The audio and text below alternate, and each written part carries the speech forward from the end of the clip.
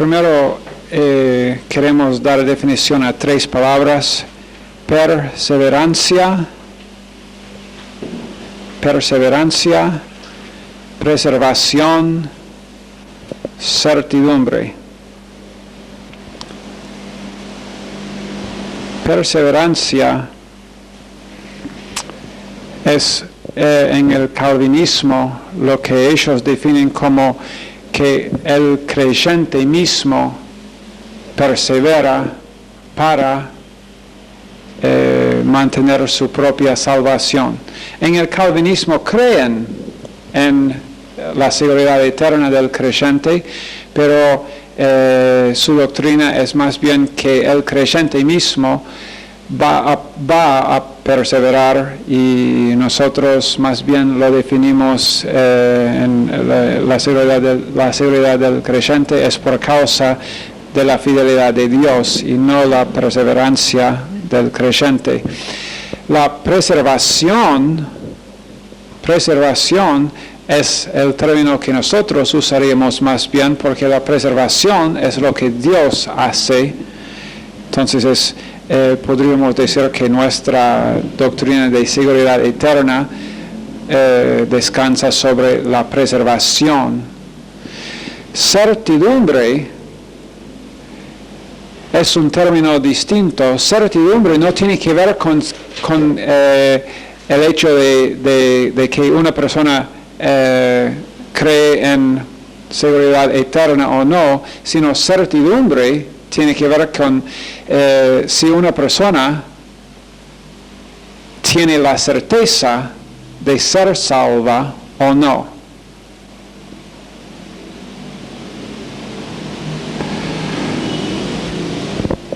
Si estoy seguro de mi salvación, tengo certidumbre. Una persona puede ser salva sin certidumbre, sin estar seguro de su salvación. Y eso es lo que dice primero Juan a nosotros. En la epístola de primero Juan, él dice que en 5:13, estas cosas os he escrito a vosotros que creéis, ustedes que sí creen, que ya son salvos en el nombre del Hijo de Dios, para que sepan que tienen vida eterna. Escribo a ustedes para que sepan que tienen esa vida eterna. Entonces, para que tengan certeza, para que tengan certidumbre.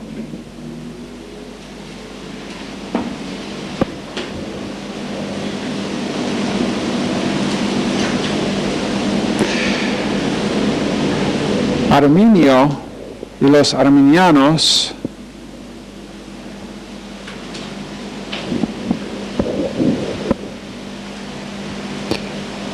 creen que un cristiano puede perder la salvación. Arminianismo cree que un cristiano puede perder la salvación. Es interesante, una de las cosas que dijo Arminio mismo, hay una cuestión realmente si Arminio alguna vez sí o no enseñó que es posible perder la salvación, pero sus seguidores sí enseñan esto hasta hoy. Pero Arminio dijo, yo nunca he enseñado que un creyente verdadero pueda total o finalmente apostatar de la fe y perecer. Pero eso es lo que él dijo. Vemos por qué sus seguidores fueron como fueron, o después como ellos llegaron al punto de enseñar esa doctrina. Él dijo, yo nunca he enseñado esto, pero no niego que me parece que hay pasajes de las Escrituras que presentan este aspecto. Entonces, en otras palabras, le digo, bueno, yo nunca he dicho que uno puede perder la salvación, pero no niego que la Biblia parece decir esto. Debería haber sido político él.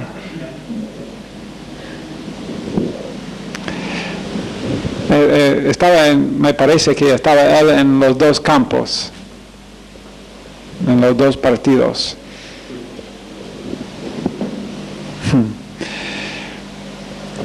Ok, algunas razones que nosotros tenemos para la seguridad eterna. Vamos a mencionar razones relacionadas con el Padre, razones relacionadas con el Hijo y razones relacionadas con el Espíritu Santo. Número 1, con el Padre. Una razón porque nosotros creemos en la doctrina de la seguridad eterna es por causa del propósito del Padre en Romanos 8:30, una cosa que habíamos mencionado antes, pero que vamos a repetir. Dios dice en Romanos 8:30, y a los que predestinó, a estos también llamó. Y a los que llamó, a estos también justificó, y a los que justificó, a estos también glorificó. Y lo que Dios está diciendo acá es exactamente el mismo número, exactamente las mismas personas que predestinó, a estos llamó. Y exactamente el mismo número y las mismas personas que llamó, a estos justificó. Y el mismo número y las mismas personas que justificó, a estos glorificó. Entonces, para creer que uno podría perder la salvación, significa que acá en este verso, Dios perdió la cuenta. Ups. Es una cosa que Dios nunca va a decir. ¿Cómo decir ups en castellano? Uy. Epa. Dios nunca dice, epa, ¿qué pasó ahí? Yo había contado ese número, pero ¿qué pasa acá? Estamos cortos acá en el tribunal de Cristo. ¿Qué pasó? No. Ok, entonces, Romanos 8:30. También Judas 24. Judas 24, voy a leer también el verso, dice, y aquel que es poderoso para guardaros sin caída y presentaros sin mancha delante de su gloria con gran alegría. Ahora, ¿quién es ese poderoso? ¿A quién está refiriendo acá? Al único, en verso 25, al único y sabio Dios. Ok, entonces, ¿quién nos guarda según este verso? Dios. ¿Quién nos va a presentar sin mancha delante de su gloria con gran alegría? Dios. Entonces, el poder de Dios garantiza que nosotros somos salvos para siempre y que tenemos seguridad eterna. El poder de Dios. No el poder tuyo, ni el poder mío, sino el poder de Dios. También en Juan 10, realmente acá en Juan 10 vamos a ver una razón relacionada tanto con el Padre como con también el Hijo. Juan 10, 28 dice, yo les doy vida eterna y no perecerán jamás, ni nadie las arrebatará de mi mano, dice Jesús, y después mi Padre que me las dio es mayor que todos, y nadie las puede arrebatar de la mano de mi Padre. En ambos casos, en estos dos versos, cuando dice, nadie las arrebatará de mi mano, Jesús, ni nadie, en verso 29, ni nadie las puede arrebatar de la mano de mi Padre. En los dos casos se usa el tiempo del verbo pasivo, que significa que ni la persona misma puede arrebatarse a sí misma de la mano de Dios. Ni la persona misma, ni nadie más. Nadie significa nadie. Y tú estás incluido en ese nadie. Y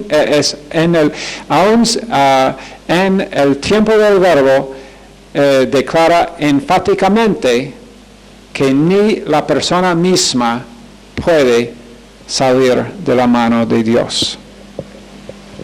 Porque Dios es poderoso. Fue Dios quien nos salvó, y para perder salvación, eso es lo básico del asunto en cuanto a seguridad eterna, es que nosotros, ¿qué hicimos?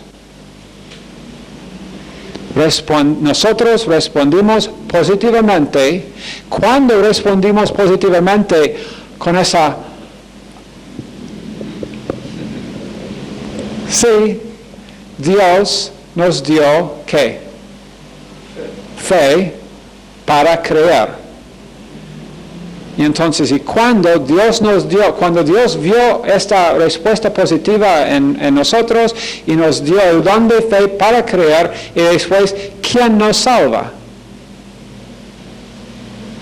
¿Quién nos salva?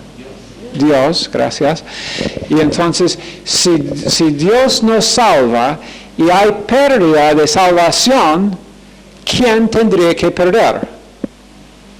Dios. Si yo me salvo a mí mismo, entonces yo podría perder algo que yo gané. Pero si Dios es el que salva, Dios tendría que ser también el que pierde. Es lógico, ¿no? Entonces, el asunto ya no queda en la fidelidad nuestra, sino en la fidelidad de Dios. 2 Timoteo 2:13. Él no puede negarse a sí mismo. Él, aun si somos infieles nosotros, Él será fiel. Ok. Juan 6, ahora una relación relacionada con el Hijo. Juan 6,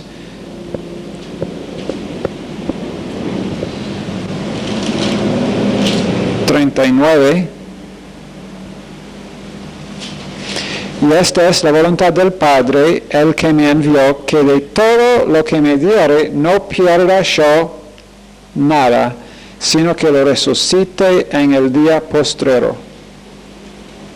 Y esta es la voluntad del que me ha enviado, que todo aquel que ve al Hijo y cree en Él tenga vida eterna, y yo le resucitaré en el día postrero.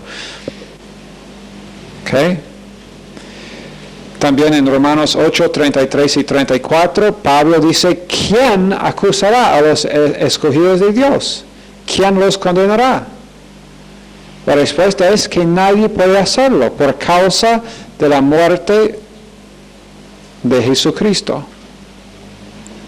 Entonces, su muerte garantiza también nuestra posición segura.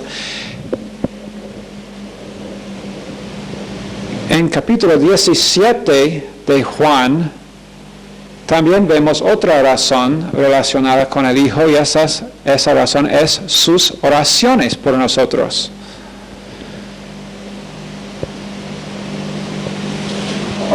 Juan 17.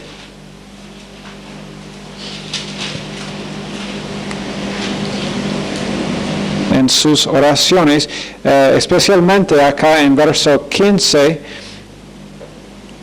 o comenzando en verso 15 de Juan 17, él dice, no ruego que los quites del mundo, sino que los guardes del mal. No son del mundo, como tampoco yo soy del mundo. Santifícalos en tu verdad, tu palabra es verdad. Como tú me enviaste al mundo, así yo los he enviado al mundo, y por ellos yo me santifico a mí mismo, para que también ellos sean santificados en la verdad. Mas no ruego solamente por estos, sino también por, y estos solamente, entonces los discípulos, los 11 acá, sino también por los que han de creer en mí por la palabra de ellos.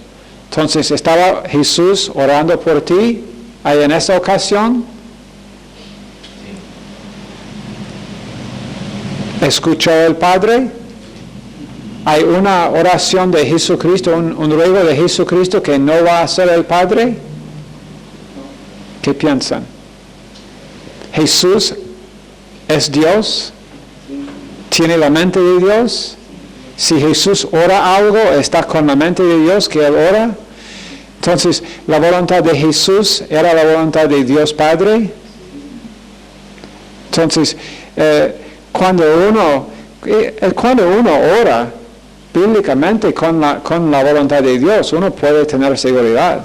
Jesús tuvo seguridad de que el Padre iba a hacer esta oración, a cumplir este pedido.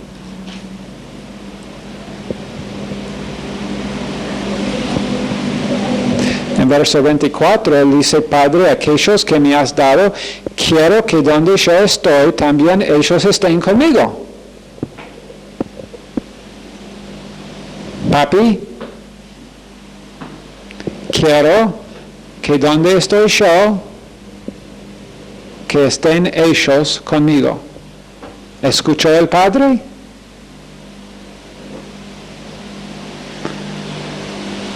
Perdón, hijo mío, pero yo les di casi todos,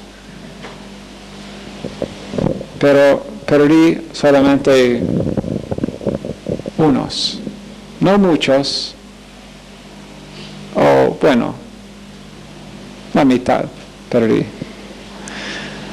No. Ok. Razones relacionadas con el Espíritu Santo. Número 1, es el Espíritu que regenera.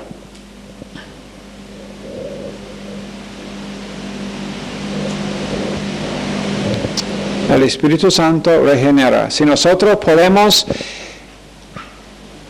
perder nuestra salvación, tendríamos también que nosotros tendríamos que hacer algo para regresar al estado de no ser regenerado. ¿Puede un bebé, después de nacer naturalmente, mirar alrededor y decir, no me gusta este mundo?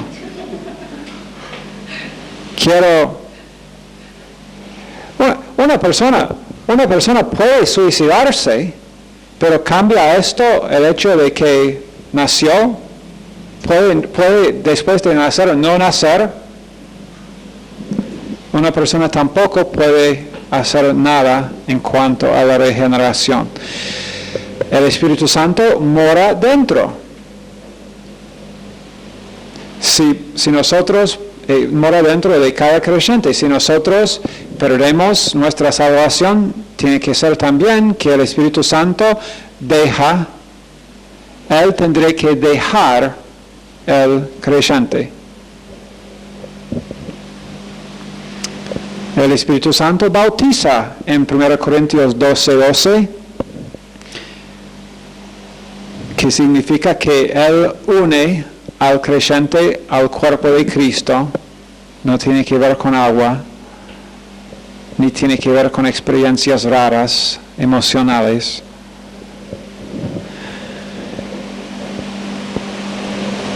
Entonces, si el Espíritu Santo te unió al cuerpo de Cristo, 1 Corintios 12:12 y otros versos también, los cuales no tenemos tiempo para mencionar todos, pero tú fuiste hecho parte del cuerpo de Cristo por el Espíritu Santo. Ahora, si puedes perder la salvación, ¿qué pasó? Una parte del cuerpo de Cristo ha sido quitado. Un miembro del cuerpo de Cristo ha sido amputado. No posible. También en Efesios 4:30, el Espíritu Santo nos sella, garantizando que nosotros estaremos siempre salvos. Él nos sella. Entonces, si se puede perder, su sellamiento fue en vano. No duró. Sería como, y la idea es como ellos pusieron en un sobre, digamos que hay un sobre con, se pone algo adentro y después sella el sobre con, ellos usaron cera para sellar el sobre para que cuando fue entregado a alguien, fue asegurado a la persona que no había sido abierto el sobre, porque todavía está el sello. Y si nosotros entonces podemos perder nuestra salvación, el cero del Espíritu Santo entonces se debilitó en alguna manera y por la humedad en el aire abrió. Quiso entregarlo, Señor, pero se me cayó.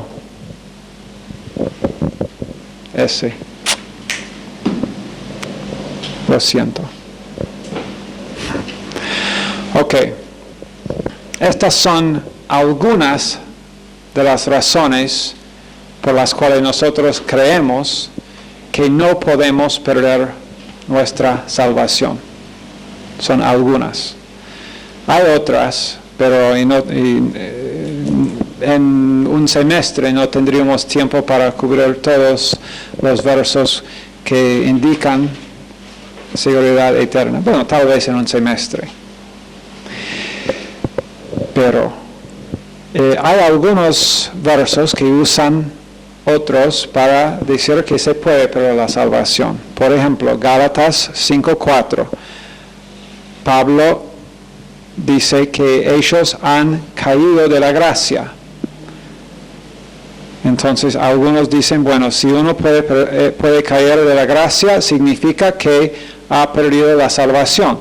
Pero obviamente Pablo en ninguna forma dice en Gálatas 5:4 que ellos han perdido su salvación. Dice, de Cristo os desligasteis, los que por la ley os justificáis, de la gracia habéis caído. No dice que ustedes perdieron la salvación, está hablando a los creyentes en Galacia, los cuales él dice a ellos mismos, él dice en 3:1 que ustedes, en 3, habiendo comenzado por el Espíritu, entonces son salvos, ahora vais a acabar por la carne. El asunto acá es el andar en la vida cristiana, el andar, como dice Colosenses 2:6, en la misma manera en que nosotros comenzamos, creemos en Jesucristo y recibimos la salvación. ¿Y cómo es que nosotros comenzamos? ¿Cómo es que fuimos salvos en Efesios 2:8? Por gracia, por medio de la fe. En la misma manera, dice Colosenses 2:6, debemos andar en Él. El andar en la vida cristiana también es por gracia, por medio de la fe. El propósito acá de Gálatas, y él dice en 2:21, yo no desecho la gracia de Dios, ustedes han desechado la gracia de Dios. Y ahora, después de ser salvos, ustedes están pensando que pueden terminar la vida cristiana, pueden vivir por por la carne, por lo que ustedes pueden hacer en vez de por la gracia, por medio de la fe. No tiene que ver con perder salvación, tiene que ver con recompensas, tiene que ver con el andar en la vida cristiana, el proceso de santificación en lo cual no todos están participando.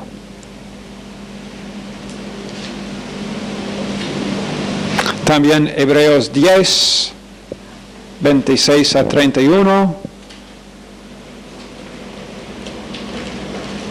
cuando dice en esa porción, Hebreos 10, 26 a 31, porque si pecaremos voluntariamente después de haber recibido el conocimiento de la verdad, ya no queda más sacrificio por los pecados, sino una horrenda expectación de juicio y de hervor de fuego que ha de devorar a los adversarios. El que viola la ley de Moisés por el testimonio de 2 o 3 testigos muere irremisiblemente. ¿Cuánto mayor castigo pensáis que merecerá el que pisoteare al Hijo de Dios y tuviere por inmunda la sangre del pacto en la cual fue santificado e hiciere afrenta al Espíritu de gracia? Tenemos que volver. En verso 30 también dice, pues conocemos al que dijo, mía es la venganza, yo daré el pago, dice el Señor, y otra vez el Señor juzgará a su pueblo. Capítulo 6 de Hebreos, comenzando en verso 4, dice, porque es imposible que los que una vez fueron iluminados y gustaron del don celestial y fueron hechos partícipes del Espíritu Santo y asimismo gustaron de la buena palabra de Dios y los poderes del siglo venidero y recayeron, sean otra vez renovados para arrepentimiento, crucificando de nuevo para sí mismos al Hijo de Dios y exponiéndole a vituperio. Hay dos maneras que se puede entender estas porciones en Hebreos. Una es que estas personas no eran salvas, que no habían recibido al Señor Jesucristo, que solamente habían tenido fe pre-salvación, pero nunca recibieron y realmente respondiendo positivamente al Evangelio. Mi convicción no es esa. Mi convicción es que esas personas sí eran salvas, pero después que lo que está diciendo, para entender capítulo 10 hay que entender 6 primero. Estas personas, esta es mi convicción acerca de este pasaje, las personas en Hebreos 6 eran creyentes hebreos que volvieron en Jerusalén por causa de mucha persecución, volvieron al sistema antiguo de sacrificios en el templo, porque los otros judíos los habían presionado mucho, presionándoles con, sus hijos ya no van a poder ir a nuestras escuelas, no vas a poder tu negocio, nosotros no vamos a hacer negocio con tu negocio más, perderás todo. Entonces, sí, somos salvos.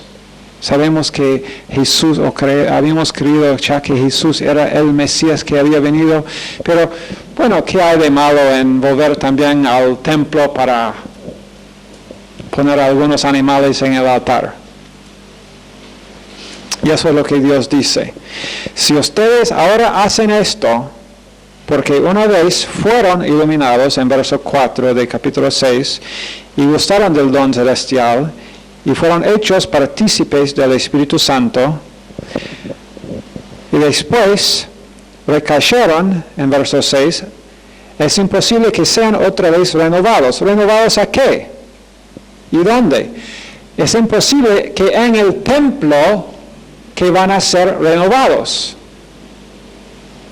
Es imposible que en el templo que van a experimentar porque cuando ellos bajo el antiguo sistema, en el Antiguo Testamento, porque ellos llevaron animales al templo.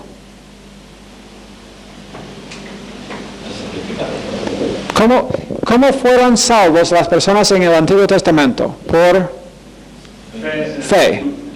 Entonces, cuando ellos fueron al templo para poner los sacrificios en el altar, ellos estaban diciendo, bueno, sé que con este animal no es nada, pero estoy poniendo mi fe en el Mesías que este animal representa, que va a venir. Entonces, cuando lo hicieron, estaban siempre pensando en el Mesías que iba a venir. Y ahora están acá, el Mesías ha venido. Y han puesto su fe en el Mesías que ha venido.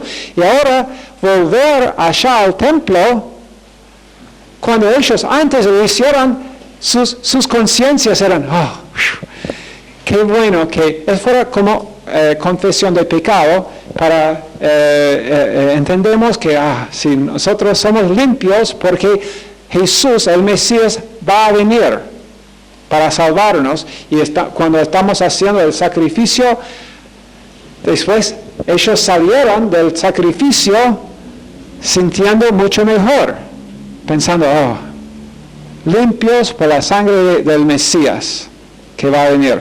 Pero ahora, si ellos vuelven ahora, después de que el Mesías ya ha venido, si vuelven ahí,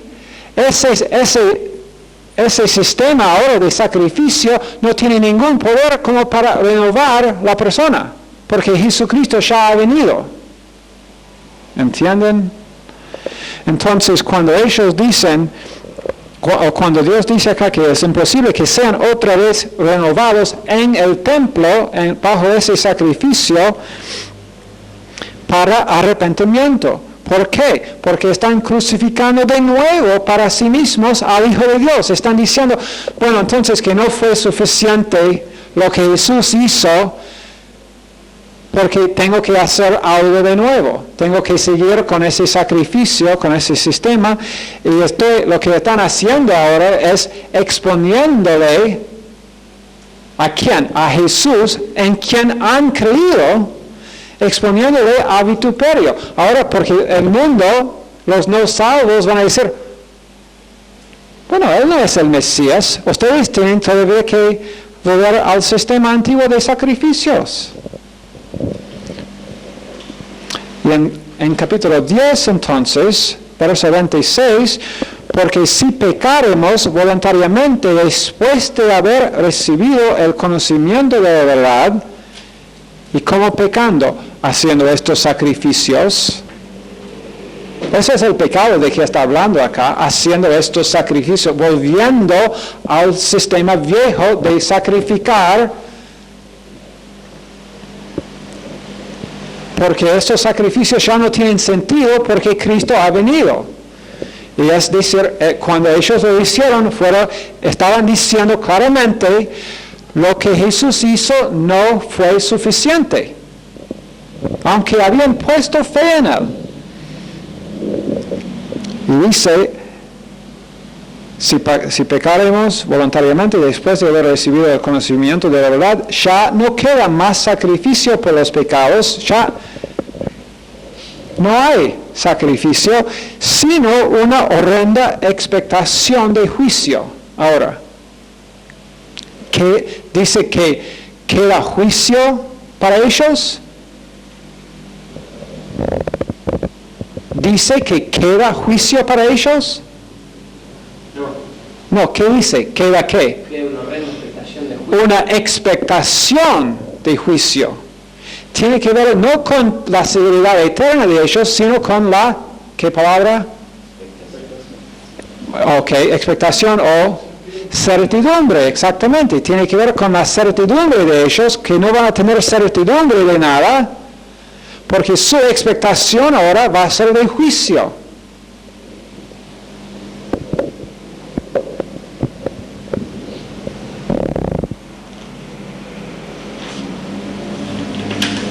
Ok.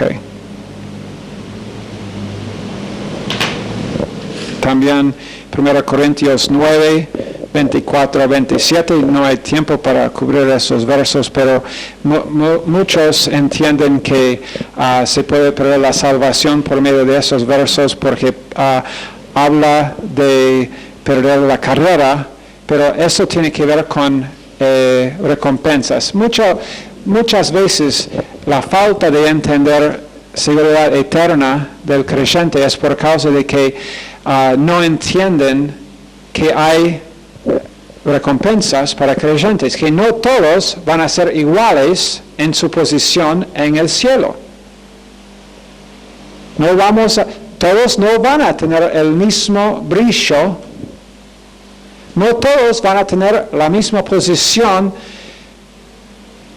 no todos van a tener los mismos privilegios de estar cerca. ¿Quieres ser uno? ¿Quieres ser invitado a las fiestas privadas de Jesús allá?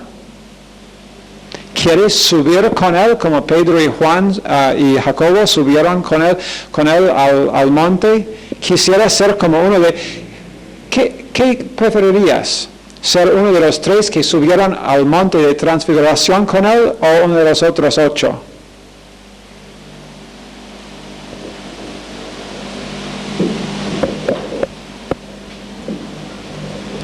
Eso la verdad es que fue una ilustración solamente por el tiempo cuando Él estaba en la tierra, pero en la eternidad nosotros podemos tener privilegios aún de reinar con Él. No todos, según lo que dice en 2 Timoteo 2, van a reinar con Cristo, sino los que sufren con Él ahora. Tiene que ver entonces con recompensas. Muchos de los versos que usan gente para enseñar que puede perder la salvación tiene que ver con la idea de que todos en el cielo serán iguales. Y si todos van a ser iguales en el cielo, es injusto que perdón, ¿dónde está Gustavo, mi favorito? Sorry, Oscar. ¿Cómo puede ser que que vivió una vida horrible disfruta tantos privilegios en el cielo como él que vivió una vida tan perfecta? No perfecta, pero él siguió adelante en el plan de Dios, él lo dejó. ¿Cómo puede ser que entonces, él perdió su salvación? No va, el problema es que la base de ese argumento está mal. La base es que todos serán iguales en el cielo, que no es la verdad. Ok. Rápidamente, algunas falacias, ¿es falacia o falacia? Falacia, algunas falacias sobre el Evangelio. ¿Qué es el Evangelio? O mejor, tal vez decir, ¿qué no es el Evangelio?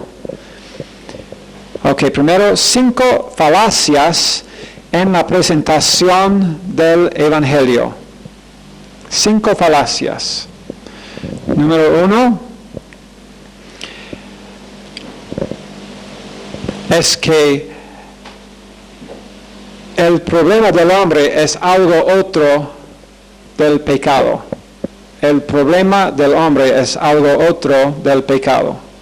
Por ejemplo, en esa organización, la Iglesia Universal de Cristo, no predican el Evangelio de Jesucristo, predican que, vienes acá para, tú, ¿qué tienes? ¿Falta de dinero? Vení acá. ¿Qué tienes? ¿Falta de gozo? Vení acá. ¿Falta de paz? Vení acá. ¿Falta de salud? Vení acá. Eso es cualquier cosa que tú faltas, puedes venir acá y recibir salvación por lo que tú faltas y tendrás. Y aún más, lo más que puedes poner en la ofrenda, la más dinero, gozo, paz, salud que puedes tener. No tengo ningún problema con decir el nombre de esa organización porque lo que predican no es fe en Cristo para salvación. Entonces, el problema puede ser que, la verdad es que puede ser que una persona que no tiene salud, puede ser que Jesús salve a esa persona físicamente también. ¿Entienden? Pero el problema básico es pecado. Estar en sus pecados, no la falta de salud. Ok, número 2, falacia número 2 es que hay un evangelio distinto para distintas edades. Un evangelio para niños, otro evangelio para jóvenes, otro para adultos. Porque los pobrecitos niños no pueden entender. Puede ser que usemos ilustraciones distintas para explicar el evangelio a los que tienen 5 años. La verdad es que debe ser.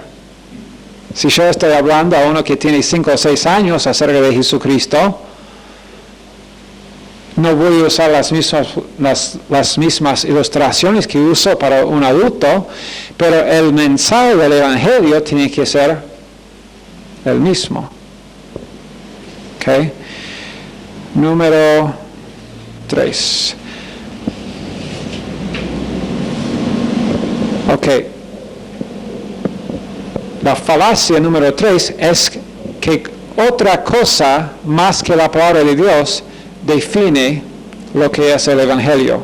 Por ejemplo, mi experiencia define lo que es el evangelio. La arqueología define lo que es el evangelio. La ciencia define lo que es el evangelio. No, solamente la palabra de Dios define lo que es el evangelio.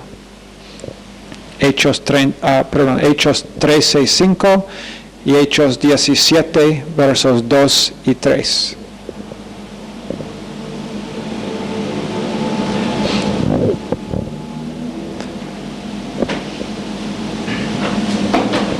Falacia número 4 es que nuestra linda presentación del evangelio es lo que convence a la gente.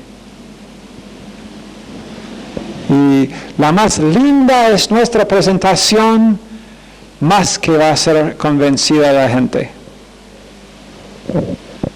Cuando la verdad es que ¿quién convence al mundo de pecado? El Espíritu Santo. Okay. Nuestra linda presentación no convence. Dios hace esto. Falacia número 5.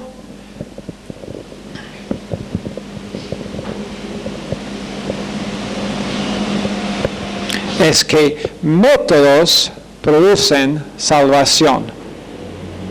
Métodos producen salvación.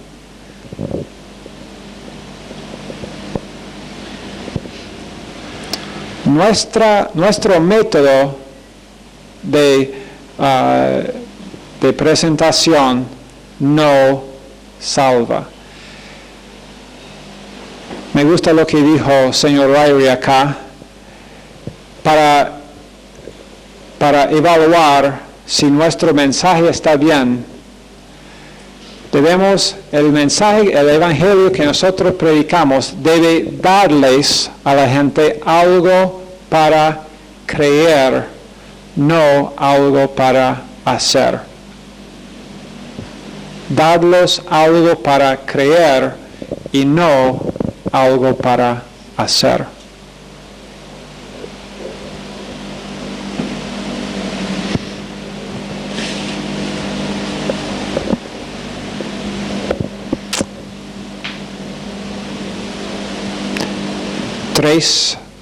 Ahora, estos son los 5 falacias en la presentación del evangelio. Ahora y para terminar, tengo 3 falacias en el contenido del evangelio. 3 falacias en el contenido. Número 1, agregar el bautismo. Agregar el bautismo a la salvación es ridículo. Usan algunos versos como Marcos 16:16, que dice que la persona, voy a leer el verso, Marcos 16, y la verdad es que Marcos 9-20 es muy dudoso si está en los manuscritos originales. Es más probable que la Biblia termina con Marcos 16:8. No la Biblia, sino ese libro. Es muy dudable que Marcos 16:9-20 aparecen en los manuscritos originales. Las copias más fieles que tenemos no tienen esos versos. Es más probable que fueron añadidos por un escriba, por alguien que quisiera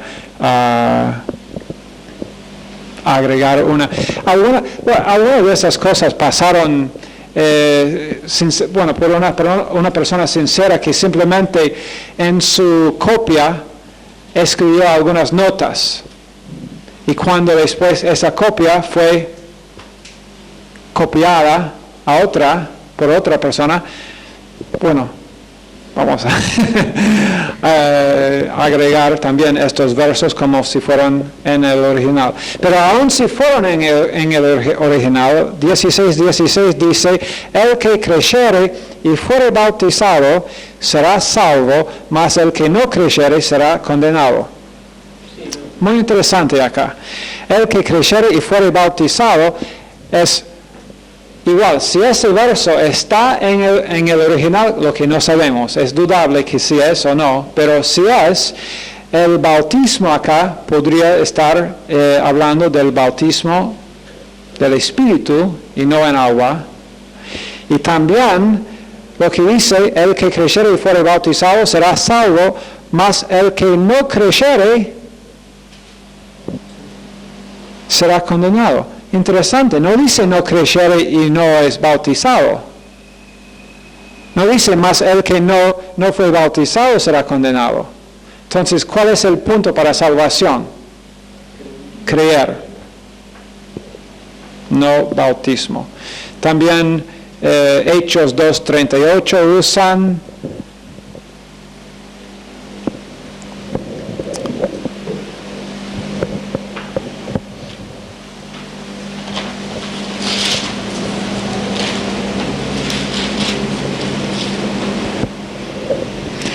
Pedro les dijo, arrepentíos y bautícese cada uno de vosotros en el nombre de Jesucristo.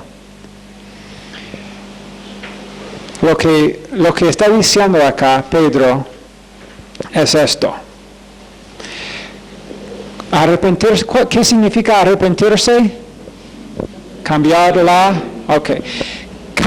la mente para ser salvo.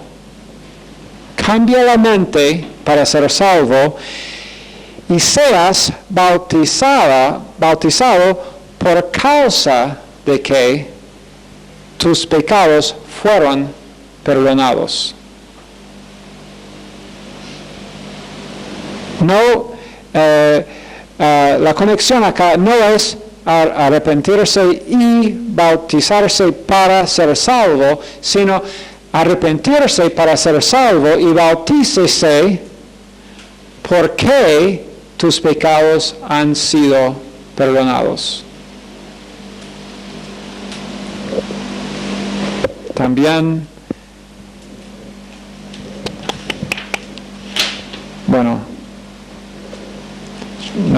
hay otros versos más que usan, pero hay algunos 3 o 4 versos más que usan y aparentan decir que uno tiene que ser bautizado para ser salvo, pero después hay cientos de versos que hablan de salvación que no dicen nada acerca de ser bautizado. Como por ejemplo el ladrón que está al lado de la cruz. El ladrón en la cruz es una cosa que ellos no pueden explicar. Una cosa es que si hay algo que en tu doctrina que tú no puedes, si hay unos versos que te gustaría sacar esos versos de la Biblia, hay algo malo con esa doctrina. Okay. Termino rápido acá. La doctrina también de mal entender el arrepentimiento. Arrepentimiento tiene que ver con cambiar la mente para salvación. ¿Acerca de qué? ¿O de quién realmente? Acerca de Cristo. Antes mi mente acerca de Cristo era que era un buen hombre. Ahora pienso que es el único Salvador. Arrepentimiento no tiene que ver con arrepentirme de fumar. No tiene que ver con arrepentirme de tomar alcohol. Tiene que ver con arrepentirme de qué pensé, cuáles eran mis pensamientos acerca de Jesucristo. Finalmente, otra falacia en el contenido, y la última acá, es la falacia de la salvación por hacer que Jesucristo sea tu Señor. El señorío, digamos, la salvación del señorío. Tú tienes que no solamente creer, sino tienes que hacer que Jesús sea tu Señor en todo. Tienes que estar dispuesto a darle al Señor toda área de tu vida en el momento, o si no puedes ser salvo. Y eso también es falso. 2 Pedro 2:7 dice que Lot era justo, aunque no tenemos ninguna evidencia en la Biblia de una cosa buena que él hizo.